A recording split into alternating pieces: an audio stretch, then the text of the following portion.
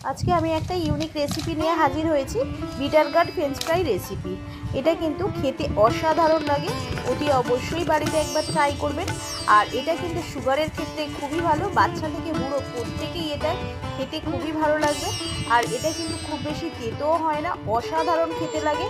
আলুর ফ্রেঞ্চ ফ্রাইয়ের থেকে কিন্তু কোনো অংশে কম নয়, অতি অবশ্যই বাড়িতে ট্রাই করবেন। নমস্কার বন্ধুরা, টেস্টি অ্যান্ড ওয়ান বাইট চ্যানেলে আপনাদের স্বাগত। বন্ধুরা কেমন আছেন?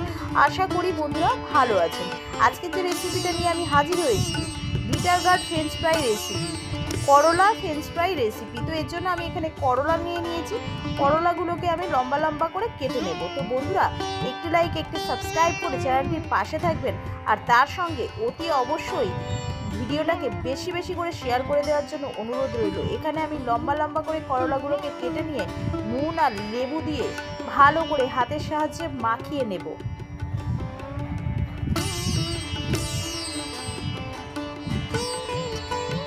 এটা রেখে দেব প্রায় 15-20 মিনিট, তারপরে জল দিয়ে ভালো করে ধুয়ে নিতে হবে। তো এখানে আমি দিয়ে দিলাম 2 চামচ কর্নফ্লাওয়ার, 1 চামচ বেসন, হাফ চা চামচ গোলমরিচ গুঁড়ো, হাফ চা চামচ লাল লঙ্কার গুঁড়ো, আর দিয়ে দিলাম স্বাদ অনুযায়ী লবণ। ভালো করে এটাকে মাখিয়ে নিচ্ছি। আমি মিক্স করে নিয়ে যে উচ্ছেগুলো করলাগুলোকে আমি রেখেছি ধুয়ে, সেগুলো একটু শুকনো কাপড়ে মুছে নিয়ে এর মধ্যে আমি দিয়ে দিচ্ছি।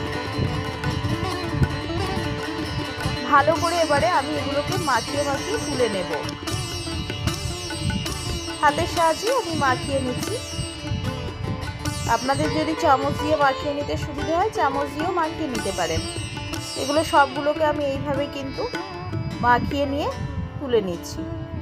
তো কড়াইতে দিয়ে দিচ্ছি আমি সরিষার তেল, ডুবো তেলে ভাজবো। তবে আপনারা চাইলে কিন্তু এয়ার ফ্রায়ারেও করে নিতে পারেন কম তেলে, সেক্ষেত্রে কিন্তু খুবই হেলদি হবে। হার্টের পেশেন্ট যারা সুগার এবং হার্টের পেশেন্ট তাদের ক্ষেত্রে কিন্তু খুবই সুবিধে হবে এটা খেতে, এবং খেলেও কোনো ক্ষতি করবে না। তো এখানে আমি এর মধ্যে দিয়ে দিচ্ছি যে মাখিয়ে রেখেছিলাম করলাগুলোকে, সেগুলোকে আমি দিয়ে দিলাম তেলটা গরম হতে।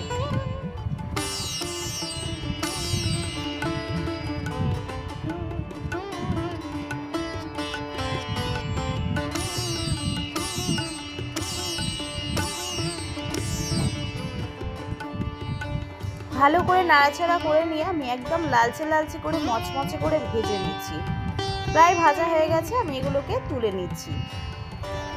তো রেডি হয়ে গেছে বিটার গার্ড ফ্রেঞ্চ ফ্রাই বা করলা ফ্রেঞ্চ ফ্রাই রেসিপি। এটা কিন্তু আলুর ফ্রেঞ্চ ফ্রাইয়ের থেকে কোনো অংশে কম নয়, এবং শব্দটা শুনতে পাচ্ছেন কত সুন্দর।